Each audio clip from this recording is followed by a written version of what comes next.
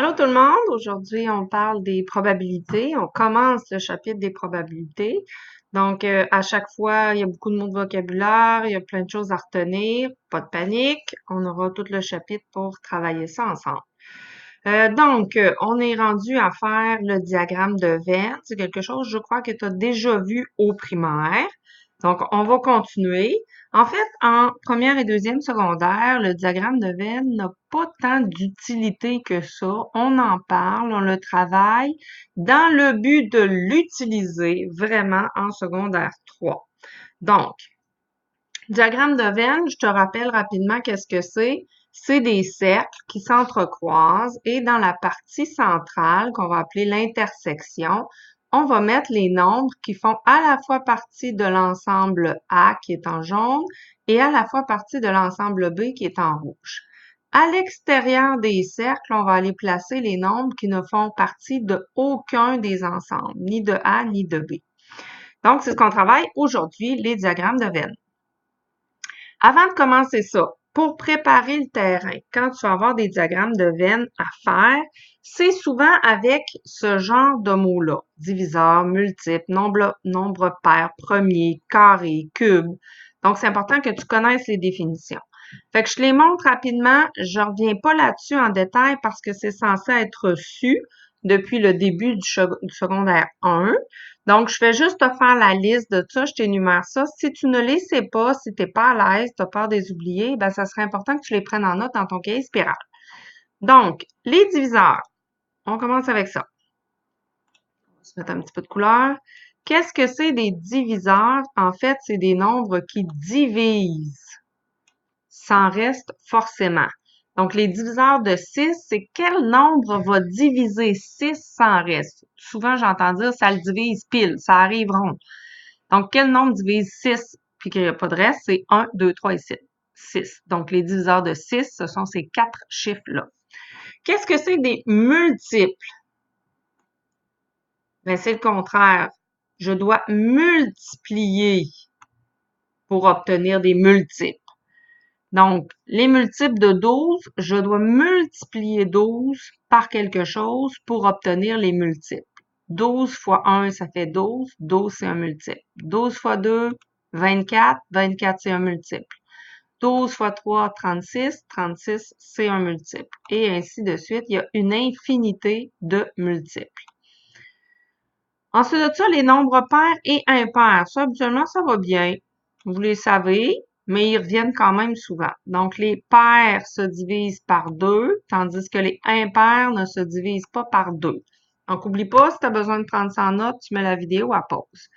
Ce qui est le plus embêtant souvent en première ou en deuxième secondaire, ce sont ces deux-là, les nombres carrés et les nombres cubes. Les nombres carrés, ce sont ceux que tu obtiens quand tu utilises l'exposant 2. Et là, je vais ramener ma petite face pour que tu me suives bien. Les nombres carrés, quand j'utilise l'exposant 2, donc je mets deux doigts en l'air. Prenons 0. Si ma base est 0, donc 0 exposant 2, je vais faire 0 fois 0. Ça va faire 0. Donc, la réponse que j'obtiens en utilisant l'exposant 2, 0, c'est mon nombre carré. Si je mets 1 comme base, donc 1 fois 1, ça fait 1. La réponse que j'obtiens en utilisant l'exposant 2, c'est mon nombre carré. Si, là j'en saute quelques-uns, si ma base est 5, donc chaque doigt vaut 5. 5 fois 5, ça me fait 25. 25, c'est un nombre carré. Même chose pour les nombres cubes, c'est quand j'utilise la puissance 3. Donc, quand je mets le nombre 3 en exposant. Donc, prenons 2. 2 au cube, donc 2 exposant 3, ça va être 2 fois 2 fois 2, ce qui donne 8. 8, c'est un nombre cube. La même chose pour 5. Si je fais 5 fois 5 fois 5, la réponse c'est 125, c'est un nombre cube. Donc, nombre carré, c'est ceux que j'obtiens quand j'utilise l'exposant 2. Nombre cube, c'est ceux que j'obtiens en utilisant l'exposant 3. Donc, ça revient assez régulièrement, ces deux mots-là. Nombre premier et nombre composé, ça aussi, tu les connais déjà. Nombre premier, ce sont ceux qui n'ont que 2 diviseurs, seulement 2, exactement 2, pas plus que 2. Là, je l'ai dit à peu près de toutes les façons possibles. Comment on fait pour les trouver? Ben, en fait, tu comptes sur tes doigts combien il y a de diviseurs. Prenons 17. C'est quoi les nombres qui divisent 17 sans reste? Qui arrivent pile, comme vous me dites? Ben, il y a 1, il y a 17. Il y en a-tu d'autres? Il n'y a rien d'autre. J'ai 2 doigts, donc 17, c'est un nombre premier. Si je prenais 1, quels sont les nombres qui divisent 1? Ben, il y a 1, puis il y a quoi d'autre? Là, tu peux pas me redire 1, je l'ai déjà pris en note. Donc, il y a juste un diviseur pour le chiffre 1, tandis que les nombres premiers ont besoin de 2 diviseurs. Donc, 1, ça n'est pas un nombre premier et ça n'est pas non plus un nombre composé en passant. Donc, 1 n'est pas dans la liste des nombres premiers et n'est pas dans la liste des nombres composés. Je viens de t'écrire la liste des premiers nombres premiers, donc les premiers de la liste. Il y en a encore beaucoup d'autres, mais ça, c'est les premiers. Tu peux les prendre en note justement dans ton cahier, juste la liste des nombres premiers, ça va être plus facile pour toi quand tu auras à les énumérer. Les nombres composés, ben, c'est le contraire, c'est ceux qui auront plus que 2 diviseurs. Par exemple, 6, ça se divise par 1 par 6, ça se divise aussi par 2 et par 3. J'ai 4 diviseurs pour le chiffre 6. J'en ai beaucoup plus que 2. Donc, 6, c'est un nombre composé. Donc, ces mots-là, il faut les savoir. Il faut bien les reconnaître pour être à l'aise avec parce qu'on les demande souvent en probabilité. Diagramme de Venn, à quoi ça sert? Ben, ça sert à énumérer des éléments d'un ensemble, à déterminer qu'est-ce qui est commun à 2 événements. Là, je t'amène un mot nouveau. Événement, qu'est-ce que c'est? C'est des résultats possibles. On va en reparler de ça. Donc, voici le même dessin que je t'ai présenté tantôt. Oups. Donc, l'univers des possibles. Encore une fois, il y a plein de beaux mots de vocabulaire, plein de symboles mathématiques à apprendre.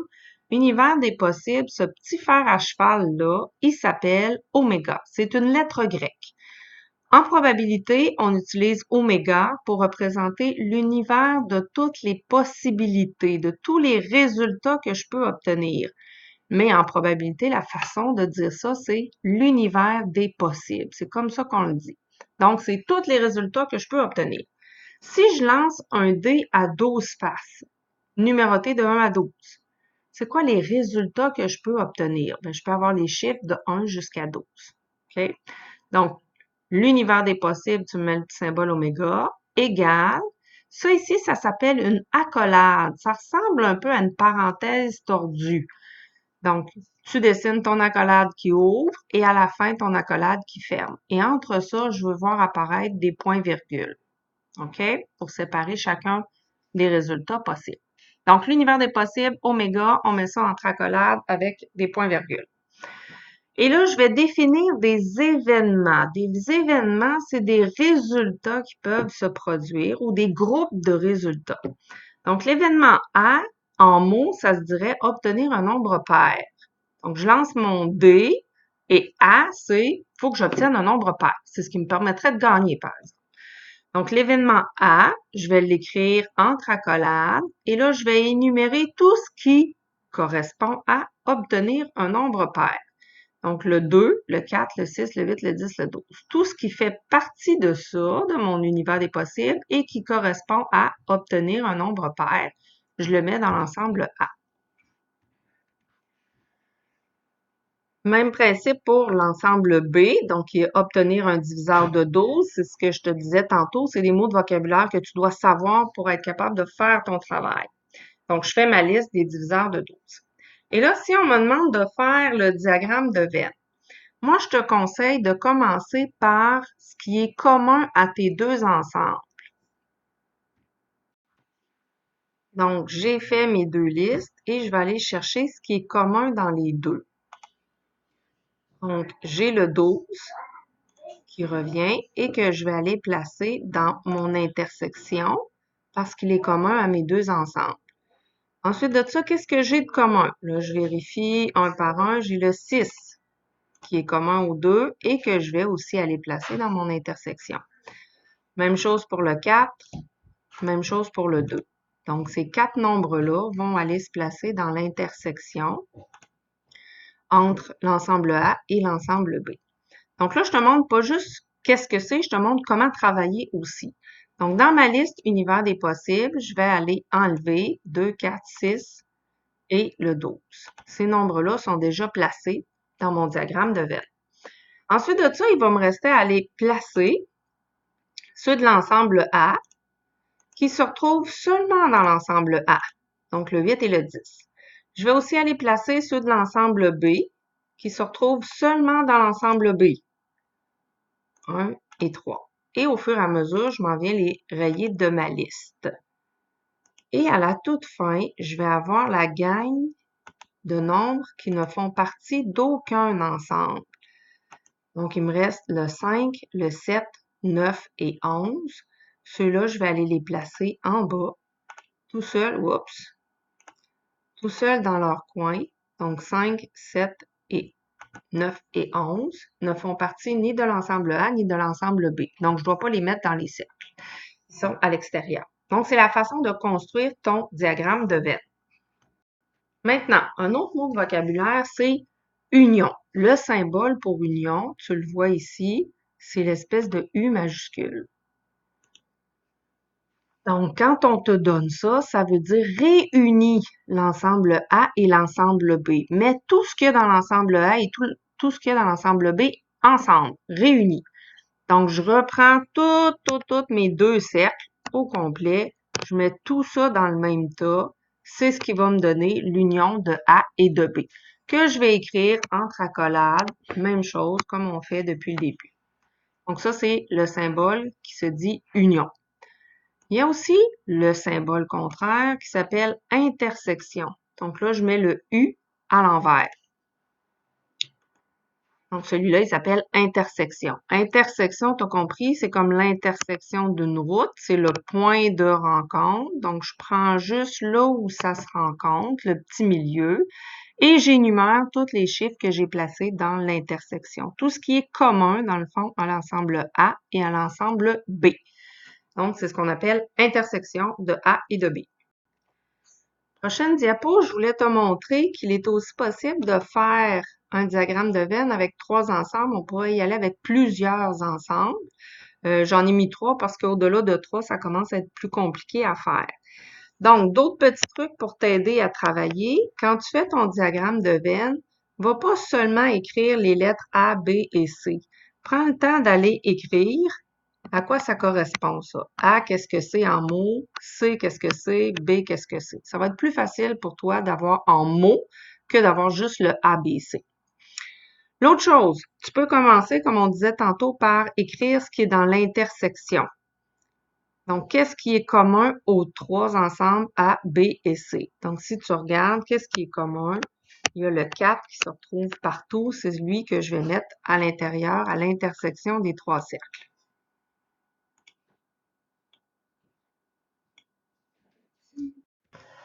Ensuite de ça, je pourrais décider d'aller travailler avec l'intersection de A et de B, donc ce qui est en bleu marin. Qu'est-ce qui est commun de A et de B? Ben, le 4, mais je ne l'utiliserai pas, il est déjà placé. Ensuite de ça, qu'est-ce que j'ai commun? C'est 12. Donc, je m'en viens mettre le 12 à l'intersection de A et de B. Je continue, je pourrais faire l'intersection de B et de C. Qu'est-ce qui est commun? 1, 2, 3. Le 4 étant déjà placé. Donc, 1, 2 et 3, je vais aller les mettre à l'intersection de B et de C. Puis, je continue comme ça. Moi, je trouve que ça travaille mieux quand on y va en commençant par ce qui est commun. C'est plus facile. Et on n'oublie pas de faire l'intersection de A et de C. Qu'est-ce qui est commun entre A et C? À part le 4, il n'y a rien. Fait que ça se peut que j'ai un espace qui reste en blanc ici. Il n'y a rien qui va là. Ensuite de ça, je vais aller mettre qu'est-ce qui reste à l'ensemble A, qui n'est pas dans les intersections. Donc, le 4 et le 12 étant placés, ben 8 va s'en aller dans la partie bleu pâle. Ensuite de ça, pour le B, 1, 2, 3, 4 est placé, 12 est placé. Il me reste donc le 6 à aller mettre dans la partie rose. Et pour la section C, 1, 2, 3, 4, tout est déjà là. Il n'y aura rien dans la partie jaune. Donc, ça fait la façon de travailler. Et les nombres qui nous restent en haut, eux, ne font partie d'aucun ensemble, donc je les mets à l'extérieur de mes cercles. Peu importe où tu les mets, dans le fond, ça n'a pas d'importance, mais ils ne doivent pas être dans les cercles. Maintenant que ça c'est fait, on va revenir sur nos intersections et unions. Donc, je te présente des problèmes. C'est la même question encore. On lance un dé à 12 faces. L'union de A, de B et de C. Qu'est-ce qui est commun à A, B et C? Donc, j'écrirai seulement 4. Entre accolades, bien sûr. Ensuite de ça, on me demande l'intersection de A et de C. L'intersection de A et de C, là, faut pas tomber dans le piège. Je vais essayer de te mettre ça, tiens, peut-être en rouge. C'est cette zone-là aussi. Il faut pas oublier d'aller prendre le 4 aussi. Donc, l'intersection de A et de C, ça serait encore une fois juste 4 parce qu'il n'y a rien d'autre que le 4. Alors là, je m'excuse, je viens de voir que j'ai fait une erreur ici. L'union de A, B et C, l'union, en fait, c'est tout ce que je vois dans A, B et C. Je ne prends pas ceux qui sont à l'extérieur. Donc, l'union de A, B et C, ça me donnerait 1, 2, 3, 4, 6, 8 et 12. Troisième exemple, si on me demande l'intersection, par en bas, c'est l'intersection de B et de C. Encore une fois, il faut faire attention pour ne pas tomber dans le panneau. Tu dois prendre le petit raccoin, oups, qui est tout seul.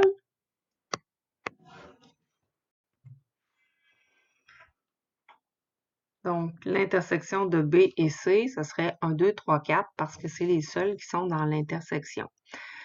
Je pense que tu as compris le principe. Donc, diagramme de Venn, c'est pas plus compliqué que ça. Il n'y a rien vraiment de nouveau cette année, mis à part les symboles union et intersection qu'il faut apprendre. On doit être capable de les écrire. Et les fichus d'accolade qui ont l'air bien simples comme ça, mais qui sont tout un défi à écrire. Peut-être que tu auras besoin de te pratiquer pour être capable de les dessiner, simplement. Donc, ça fait le tour de ce qu'on avait à apprendre aujourd'hui. N'hésite pas à venir me voir si tu as des questions. Je te souhaite un très bon travail.